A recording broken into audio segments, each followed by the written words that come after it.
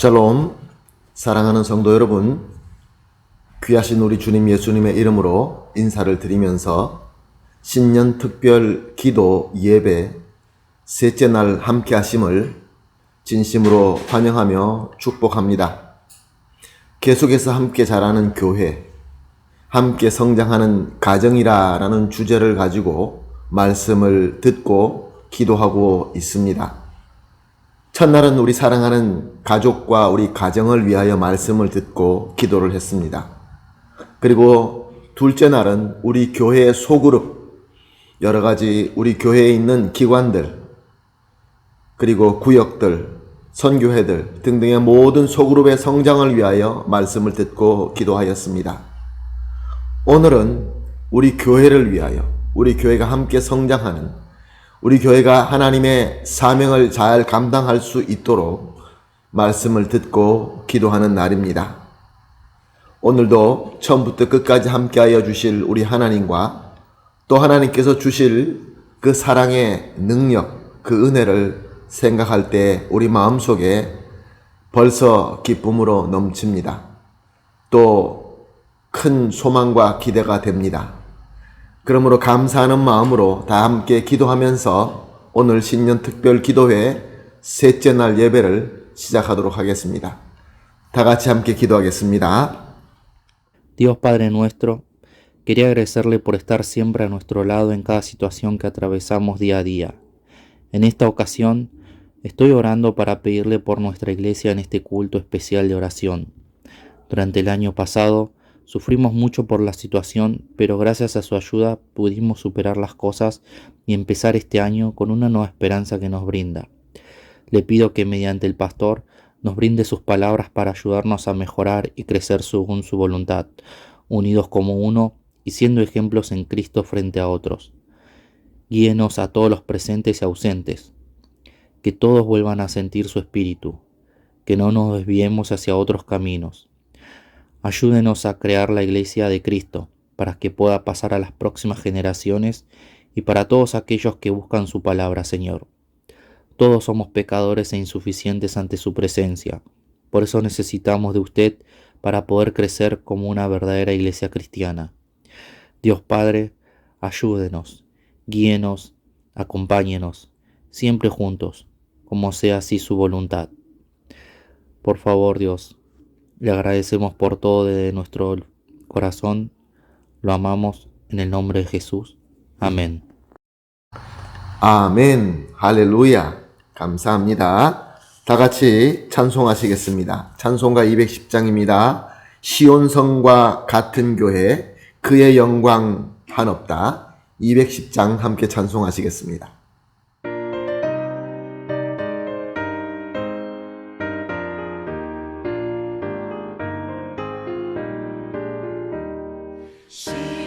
시온성과 같은 교회 그의 영광 한없다. 허락하신 말씀대로 주가 친히 세웠다. 반석 위를 세운 교회 흔들 자가 누구랴. 모든 원수를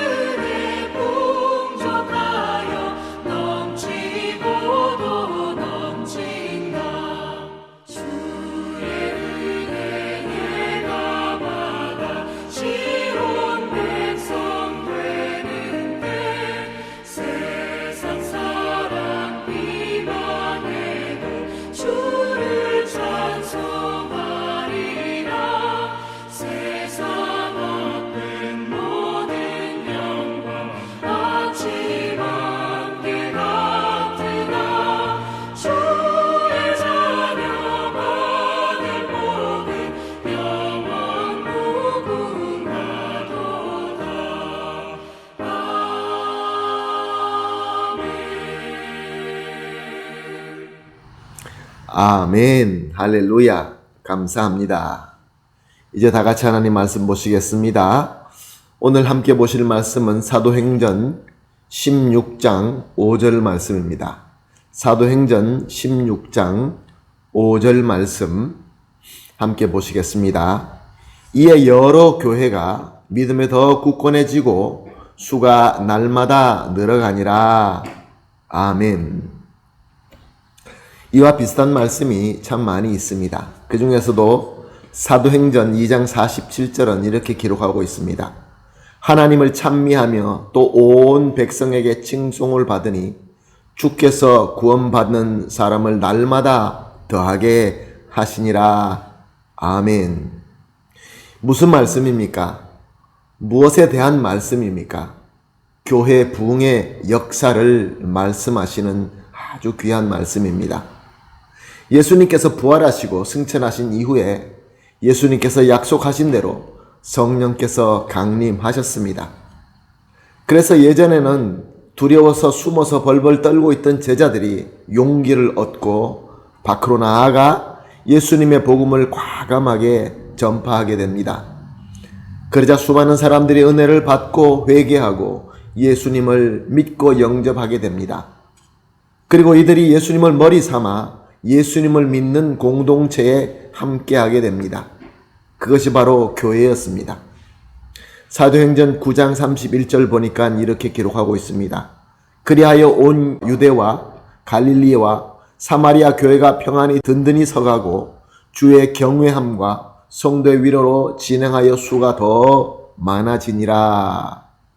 또한 로마서 16장 3절에서 5절 말씀은 이렇게 기록하고 있습니다.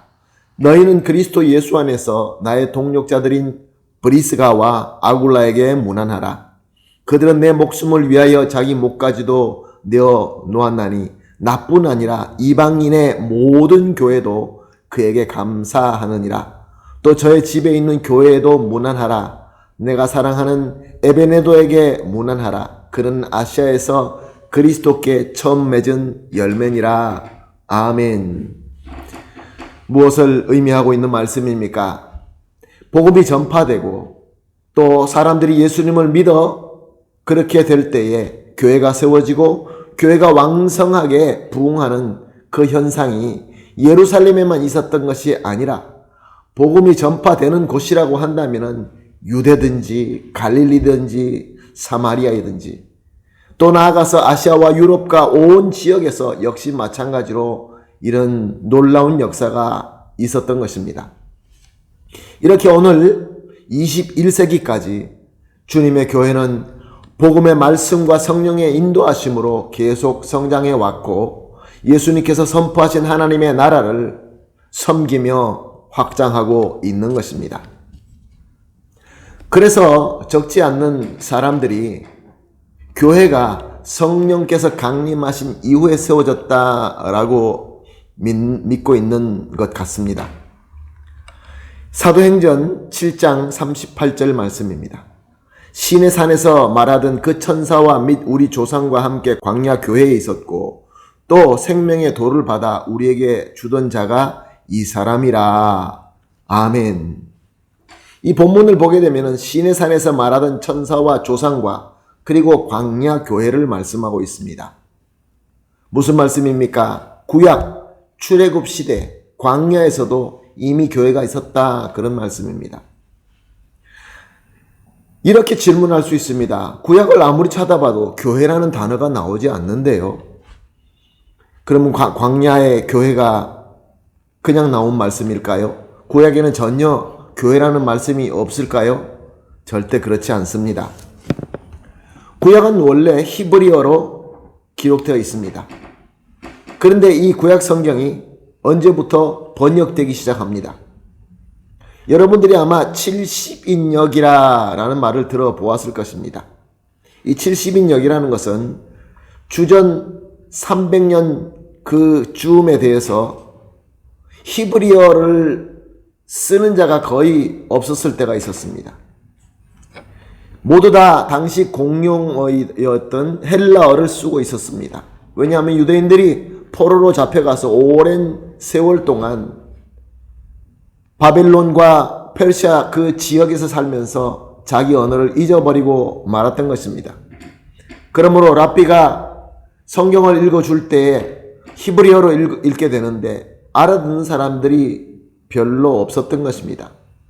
그러므로 성경을 번역해야 될 필요가 있었습니다. 그때 번역을 했을 때 주전 300년, 예수님 오시기 한 300년 전에 번역을 할 때 당시 공용되게 쓰이던 헬라어로 번역한 것이 바로 이 70인역인 것입니다. 신명기 9장 10절 하반절에 보면 이렇게 되어 있습니다. 너희 총회의 날 여호와께서 산상불 가운데 너에게 이르신 모든 말씀이니라. 여기서 총회라는 것을 히브리어로는 카할입니다. 이 카할을 70인역 헬라어로 번역할 때 에클레시아라고 번역하게 됩니다. 그러므로 오늘 이 금방 본 신명기 9장 10절에서 총회 또한 총회의 날이라는 것은 카할의 날이라는 뜻입니다. 그날은 이스라엘 백성들이 하나님 앞에 모여서 예배를 드리고 또 그 이후에 교제를 하였습니다. 그러므로 백성들이 함께 하나님께 예배를 드리고 서로 은혜 나누는 그 모임이 카할이었고 그 카할을 70인역에서 에클레시아 즉 신약에서 교회라는 말로 번역된 것입니다. 그래서 우리가 사도행전 본문에서 광야교회라는 말이 나오는 것입니다. 그러므로 구약에 교회라는 말이 없다는 것은 성경을 한국말로 우리가 번역할 때 교회라는 말을 쓰지 않았을 뿐이지 교회라는 말은 구약에도 있었다는 것입니다. 그리고 이 칼이라는 말은 지금 읽은 신명기만 나오는 것이 아니라 신명기에 여러 군데 나오고 예레미야서, 에스라서, 느헤미야서, 에스겔 등등 많은 곳에 나오고 있습니다. 그리고 또 칼과 같은 의미로 쓰는 말이 있는데 그 말은 예다흐라는 말입니다. 출애굽기 12장 3절 상반절에 보면 이렇게 기록되어 있습니다. 너희 이스라엘 온 회중에게 말하여 이르라. 여기서 회중은 원어로 에다크입니다. 이것을 70인역이 시나고게라고 번역하였습니다. 에다크도 역시 칼과 마찬가지로 하나님 앞에 모여서 하나님의 말씀을 듣고 은혜를 받고 은혜를 나누는 그 공동체, 그 무리를 지칭하는 단어입니다. 역시 출애굽기만 아니라 레위기, 민수기, 열왕기, 또 역대기 등등 여러 군데에 이 예다흐라라는 말이 기록되어 있습니다. 그러므로 구약에는 교회라는 것을 칼이나 예다흐로 표현한 것입니다. 이것을 헬라어로 번역할 때 에클레시아와 시나고게가 되었던 것입니다. 말씀드린 대로 이스라엘 백성들은 바벨론의 포로로 잡혀가 있으면서 더 이상 성전에서 예배를 드릴 수 없게 되었습니다. 전통적인 방법으로 성전에서 제사로 제물로 드릴 수 있는 그런 예배를 드릴 수 없게 되었던 것이죠. 그러나 저들은 여호와 하나님을 믿는 신앙을 지켜 나가야 되었기에 성경의 지식을 가진 사람들이 중심하여서 모여서 말씀을 배우고 말씀을 나누는 모임을 가지게 됩니다. 그래서 저들은 성경을 가르치는 자들을 랍비라고 불렀고 그 모임을 시나고게라는 단어를 쓰게 되었던 것입니다. 즉 예다흐, 시나고게가 이렇게 하나님 앞에서 모여서 말씀을 배우고 나누는 그 공동체를 이렇게 시나고게라고 부르게 된 것입니다. 그러나 이제 신약 시대가 되면서 예수 그리스도의 복음이 전파되고 그 복음으로 말미암아 예수님을 믿고 예수님을 머리 삼아 모이는 공동체가 생겼습니다. 이 공동체도 역시 마찬가지로 구약의 칼이나 예다흐처럼 에클레시아나 시나고게처럼 하나님을 경배하며 하나님으로 받은 은혜로 서로 나누는 그러한 사랑의 공동체였습니다. 그러나 문제는 이제 저들이 스스로 그 어떤 이름을 붙여야 되는데 이미 유대교의 모임을 시나고게라고 쓰고 있었기 때문에 이 그리스도를 믿는 공동체는 에클레시아라는 단어를 쓰게 된 것입니다. 즉 예수님을 믿는 공동체가 바로 에클레시아가 된 것이죠. 이것을 바로 우리 한국말로 번역할 때 교회가 된 것입니다.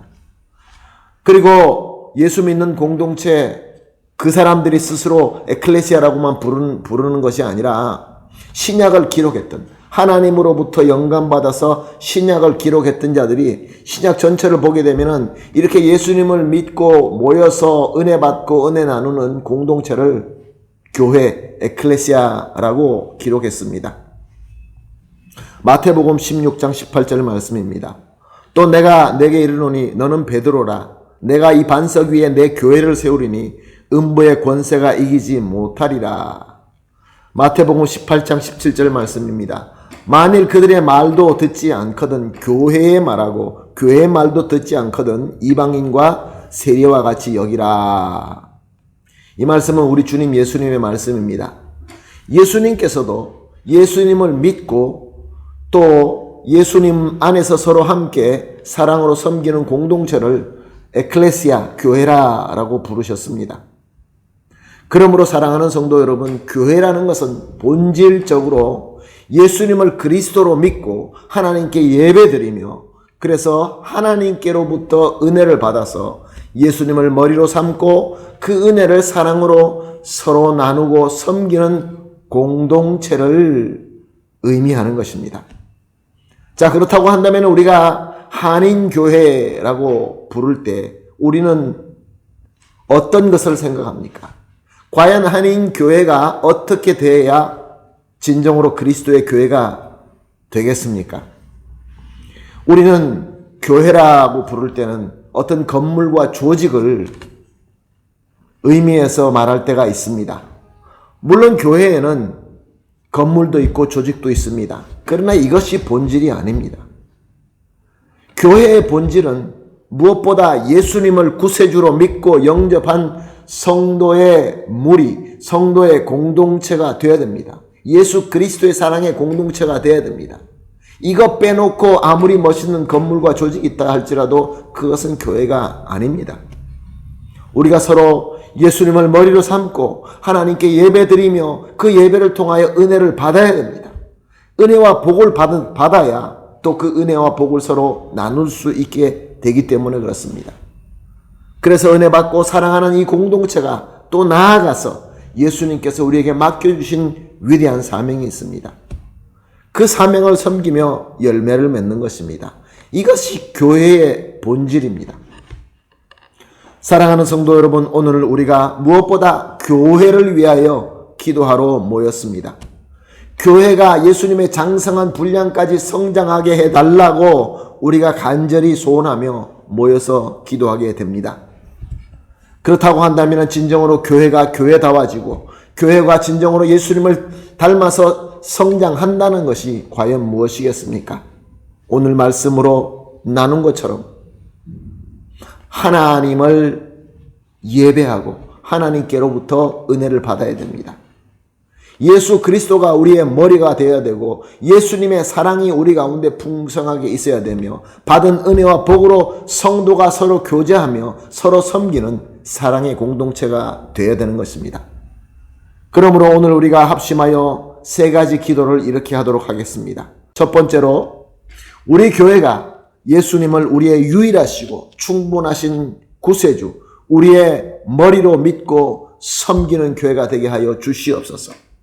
어떤 조직이 아니라, 어떤 사람이 아니라, 어떤 룰이 아니라 예수 그리스도가 우리의 주님이 되시는 그러한 교회가 되게 해달라고 첫 번째 합심하여 기도하겠습니다.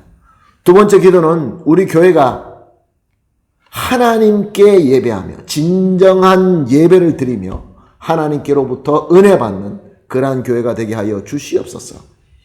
우리가 은혜 받고 능력 받고 복 받아야 되는 것은 하나님뿐입니다. 하나님께로 은혜 받을 수 있는 교회가 되게 해달라고 합심해서 기도하겠습니다.